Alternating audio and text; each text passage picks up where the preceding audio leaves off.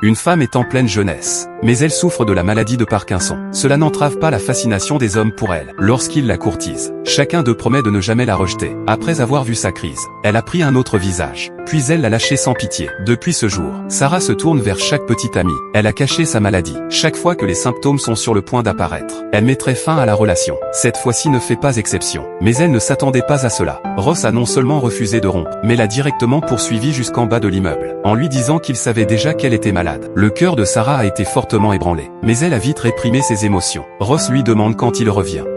En vérité, Sarah est très triste au fond, mais elle n'est pas sûre que Ross soit sérieux. Alors elle décide de lui parler avec froideur. J'espère pouvoir faire fuir Ross. Mais quand elle est revenue le lendemain matin, elle a découvert que Ross était toujours là. En fait, Ross avait peur de rater l'heure de retour de Sarah. Alors il a décidé de dormir dans la voiture cette nuit-là. À ce moment-là, Sarah était à la fois choquée et heureuse. Ses inquiétudes antérieures s'étaient envolées. Elle n'a donc pas continué à se réprimer, mais a accepté d'être avec Ross. Mais quand ils ont vraiment commencé à vivre ensemble, Ross a enfin réalisé à quel point la maladie de Parkinson est terrible. Sarah ne peut même pas tenir des ciseaux, et elle n'arrive pas à ouvrir les emballages alimentaires. Elle ne pouvait même pas prendre ses médicaments toute seule. Ses deux mains tremblent sans cesse. L'état de la personne devient de plus en plus mauvais, tandis que le travail de Ross devient de plus en plus réussi. Les médicaments qu'il vend sont très populaires. Il y a une demande croissante chaque jour. Il doit donc souvent participer à divers événements. Finalement, Sarah a craqué, et s'est disputée avec Ross.